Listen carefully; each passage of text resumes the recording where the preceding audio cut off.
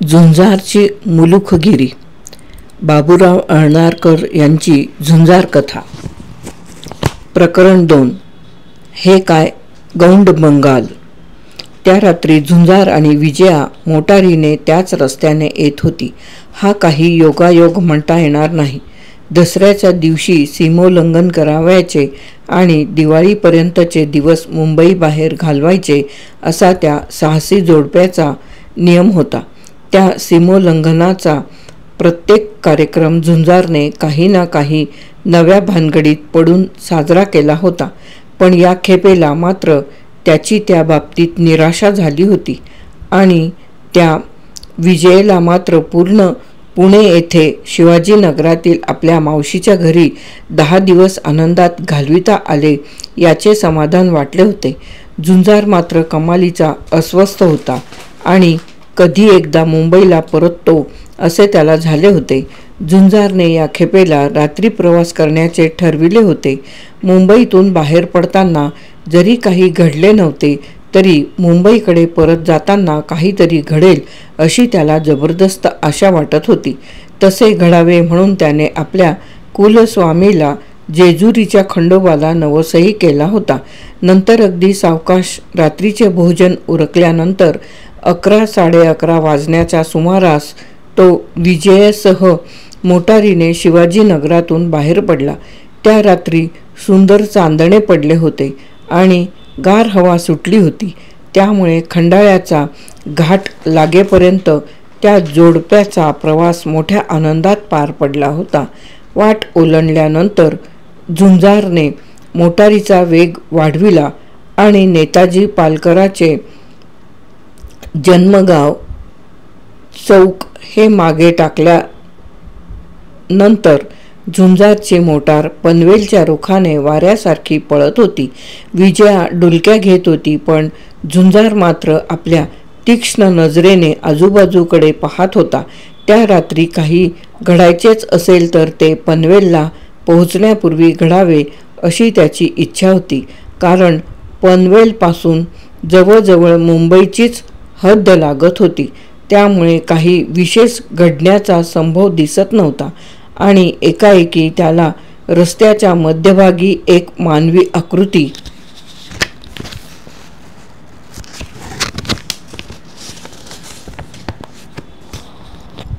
वाकली आहे असे दिसले.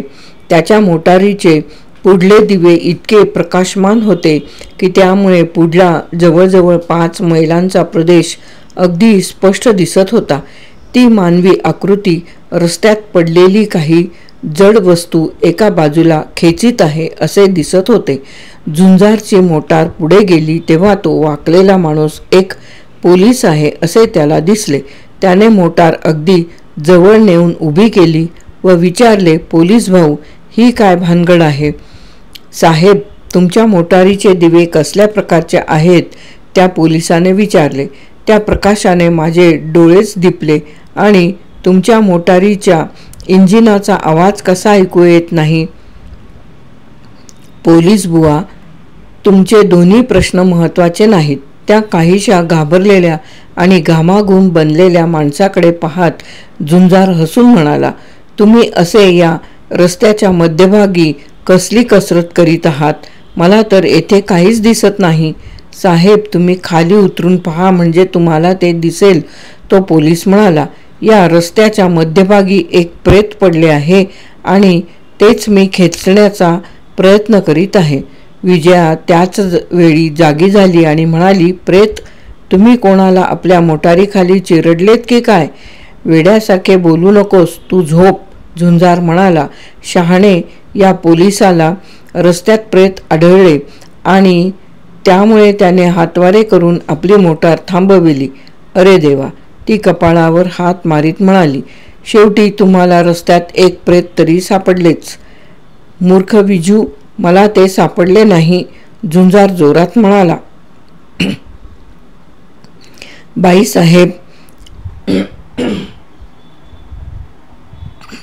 बाईसाहेब, ते प्रेत मला सापडले. पोलिसाने पुढे सरकून फुशारकी मारली. ती बातमी पनवेलच्या पोलीस ठाण्यावर कळविण्यासाठी मी तुमची मोटार थांबविली साहेब.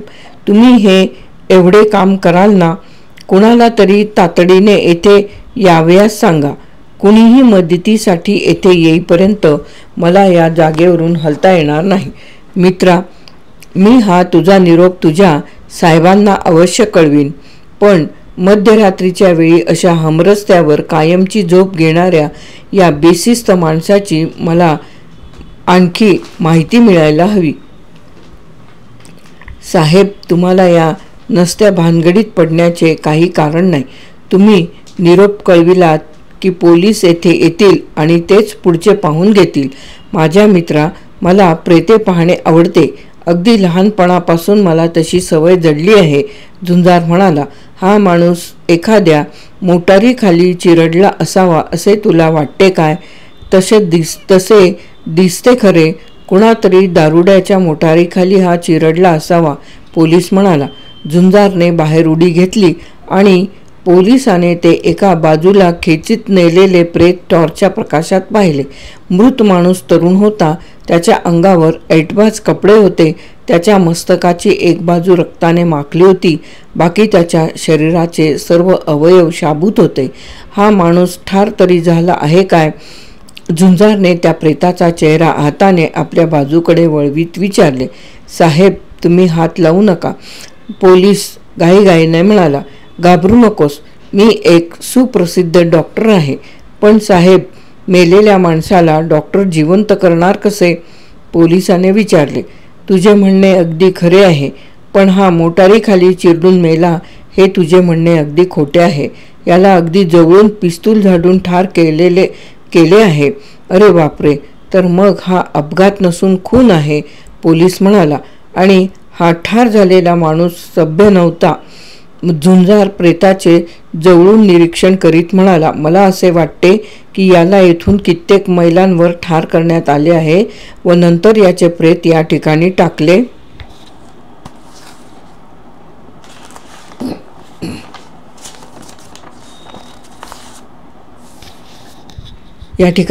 आहे.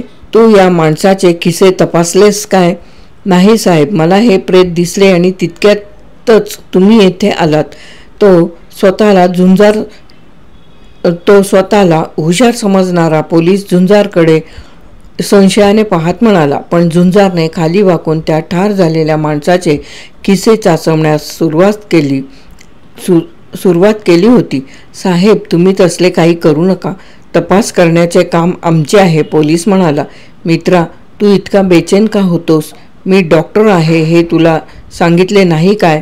जर आपणाला या माणसाचे नाव, पत्ता वगैरे समजला आणि ती माहिती आपण पनवेलच्या पोलीस ठाण्याला दिली तर जलद तपास करणे शक्य होईल, खरे ना? तूही टॉर्च नीट पकड, झुंजार अधिकारदर्शक स्वरात म्हणाला. झुंजारच्या व्यक्तिमत्वाच्या प्रभावाने पोलिसाने निमूटपणे टॉर्च पेटवली. मृत माणसाच्या खिशात 3 पत्रे, काही पैसे आणि मोटार चालविण्याचा परवाना एवढ्याच वस्तू झुंजारला मिळाल्या. त्या पत्रावर आणखी परवान्यावर भोगीलाल खिमजी असे नाव. मुंबईतील पत्ता होता. तिन्ही पत्रे मैताकडे पैशाची मागणी करणारी होती.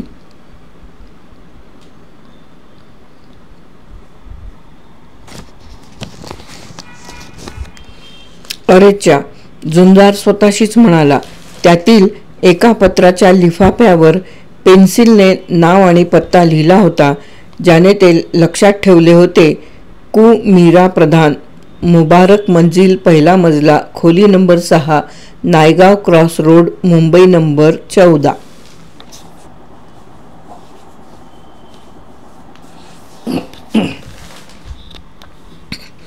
झुंजारने ती पत्रे आणि इतर वस्तू पुन्हा मृताच्या खिशात ठेवल्या आणि तो म्हणाला.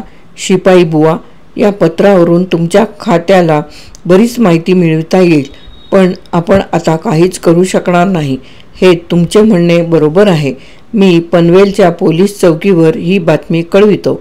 अर्ध्या तासाच्या आत तुमच्या मदतीला आणखी माणसे येतील. पोलिसाने टॉर्च परत दिली आणि तो म्हणाला.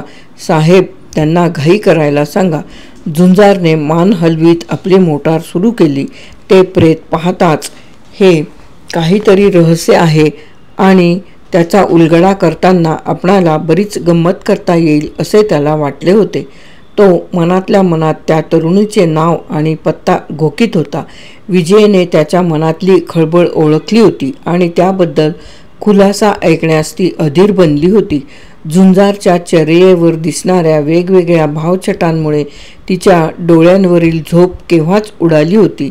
बिजू, ज्याचा खून झाला आहे, तो एक अगदी सामान्य प्रतीचा बदमाश दिसतो आणि बदमाशातील 2 गटांच्या टोळ्यांतील वैमनस्यामुळे त्याचा खून झाला असावा. आपण यात पडण्याच्या योग्यतेची ही भानगड नाही असे त्याला वाटते. पण काय? विजयने त्याच्याकडे संशयाने पाहत विचारले. झुंजारने उत्तर दिले नाही. पनवेलच्या पोलीस स्टेशनसमोर त्याने मोटर उभी केली आणि तेथल्या रात्रपाळीच्या अधिकाऱ्याला माहिती दिली. अधिकाऱ्याने त्याचे आभार मानले आणि नाव विचारले. माझे नाव आहे नरेंद्रनाथ प्रतापराव सेनापती, पण मला सर्व झुंजार या नावानेच ओळखतात. तो म्हणाला. तर मग सुप्रसिद्ध झुंजार ते तुम्हीच? अधिकारी आश्चर्याने म्हणाला. साहेब, तुम्ही सवयीप्रमाणे आमची चेष्टा तर करत नाही ना? ही चेष्टा करण्याची वेळ आहे काय? हे माझे मोटार परवान्यातील नाव आणि पत्ता वाचा. माझी बायको मोटारीत बसली आहे आणि आम्ही पुण्याहून मुंबईला जात आहोत. म्हणजे तुम्ही झुंजार तर? तो अधिकारी आश्चर्याने पुन्हा म्हणाला. अहो, झुंजार असलो तरी तुमच्यासारखा माणूसच नाही काय? एखादे भूत समोर उभे राहावे त्याप्रमाणे तुम्ही माझ्याकडे पाहू नका बुवा. झुंजारने पुन्हा आपली मोटार सुरू केली आणि त्या अधिकाऱ्याचे बोलणे सांगितले. तेव्हा ती म्हणाली, तुम्हाला वर्तमानपत्रांनी दिलेल्या प्रसिद्धीमुळे तसे होते, पण मगा तुम्ही बोलत असताना पण म्हणून गप्प बसलात, तेव्हा तुम्ही काय बोलणार होतात? माझा असा तर्क आहे की ही भानगड तशी सामान्यच दिसते, पण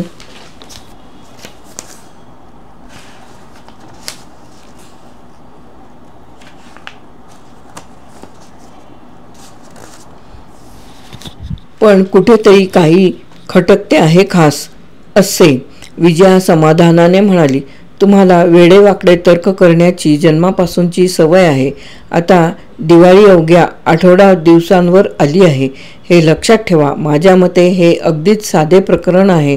झुंजार काहीच बोलला नाही. तो झुंजार महालात पोहोचला. त्या जोडप्याला पाहून नेताजीला अतिशय आनंद झाला.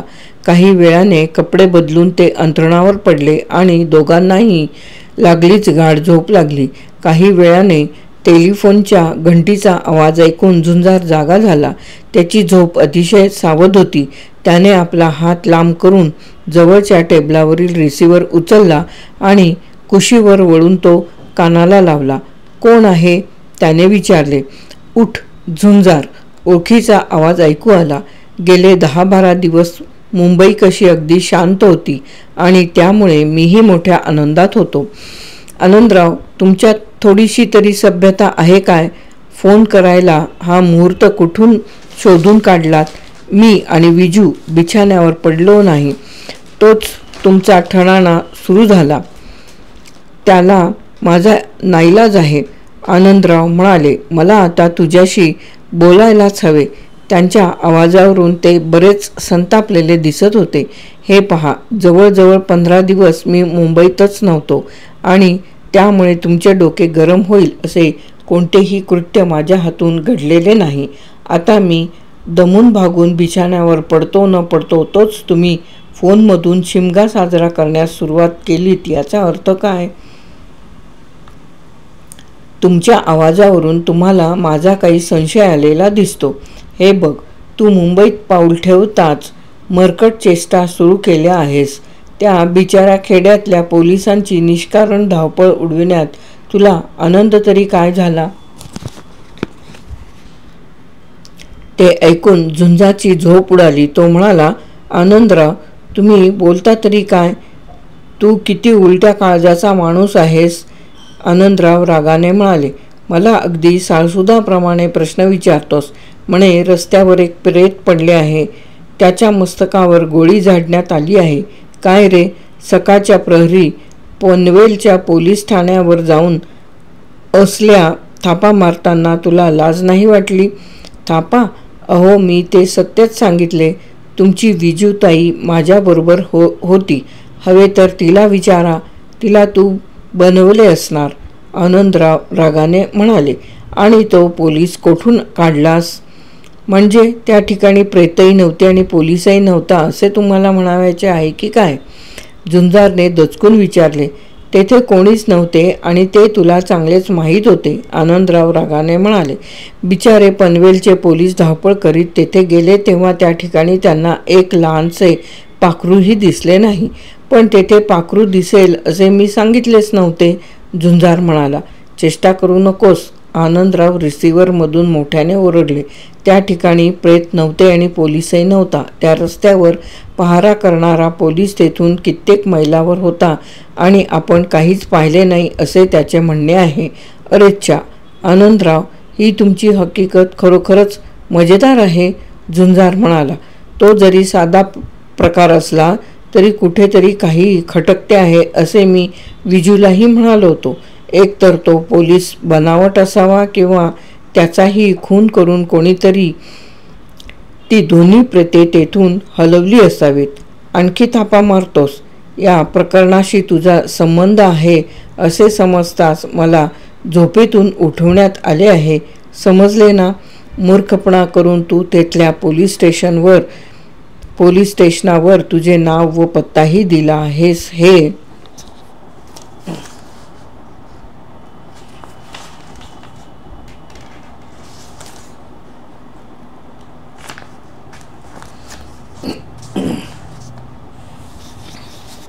हे तू विसरलास वाटते. अहो, मी सत्य सांगत होतो म्हणून तर माझे नाव आणि पत्ता त्यांना दिला. आनंदराव, मी तुम्हाला कधीतरी खोटे सांगितले आहे काय?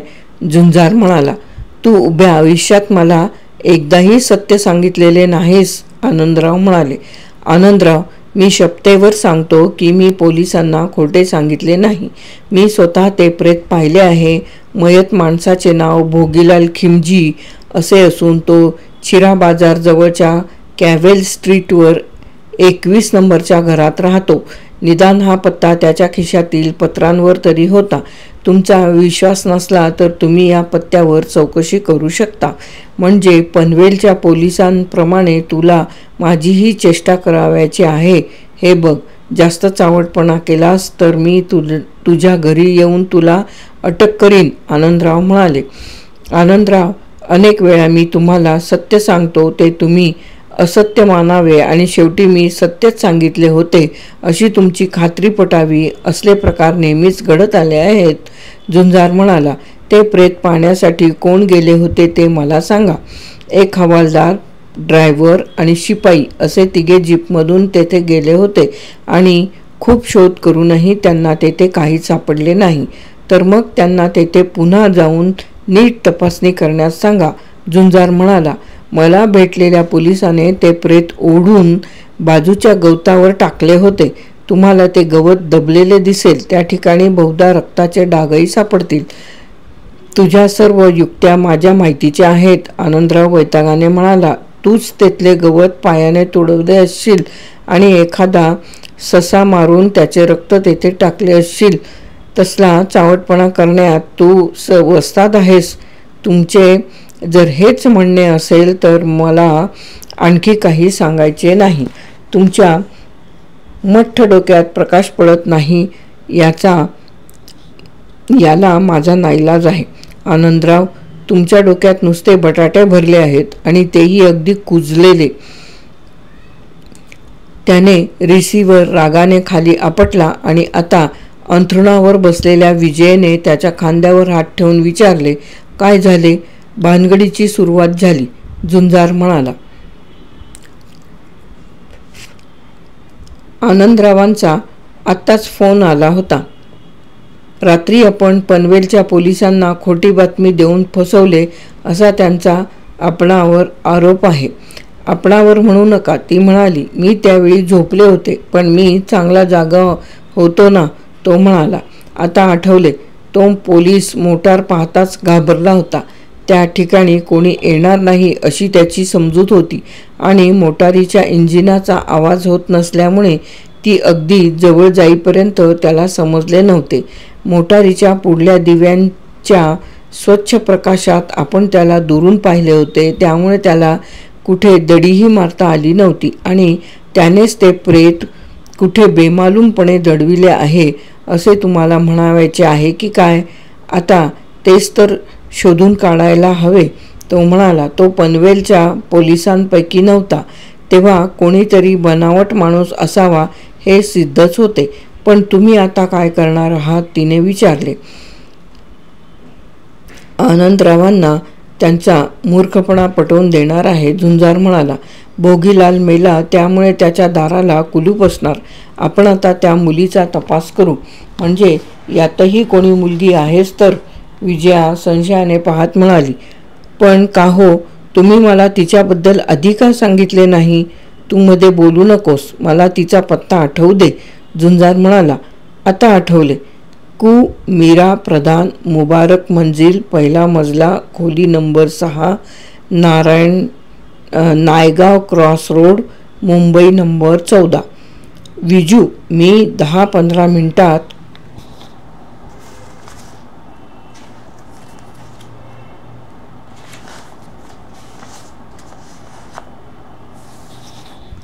परत येतो. 10-15 मिनिटात परत येतो. थांबा, तुम्ही आता एका मुलीला भेटायला चालला आहात, तेव्हा मीही तुमच्याबरोबर असणार, ती म्हणाली. आणि आणखी 5 मिनिटांच्या आत ते जोडपे झुंजार महालातून बाहेर पडून टॅक्सीने दादर येथे गेले. तेथल्या एका पारशी अगेरीच्या पाठीमागे असलेली मुबारक मंजिल शोधून काढावयास त्यांना वेळ लागला नाही. इमारत आधुनिक पद्धतीची होती. त्या इमारतीकडे जाण्याची वाट एका छोट्या गल्लीतून होती. तेथल्या सर्व दारांना अंगची कुलपे बसवलेली होती. ते पहिल्या मजल्यावरील 6 नंबरच्या दाराजवळ पोहोचले. दार आतून बंद होते. झुंजारने पहिल्या मजल्यावर जाताना तेथल्या मेथाजीला बरोबर घेतले होते. झुंजारने आणि मेथाजीने अनेक हाका मारून जेव्हा दार उघडले गेले नाही, तेव्हा झुंजारने आपल्या खांद्याचा एकच धक्का मारून ते उघडले. त्याच्या पुढे उभा असलेला मेथाजी म्हणाला, ती पहा, ती झोपली आहे. पण ते रक्त कसले? विजयला बाहेरच उभी करून झुंजार आत गेला. तेथल्या खाटेवर एक तरुणी पडली होती. तिच्या मस्तकावर पिस्तुलाची गोळी झाडण्यात आली होती आणि तिची उशी रक्ताने माखली होती.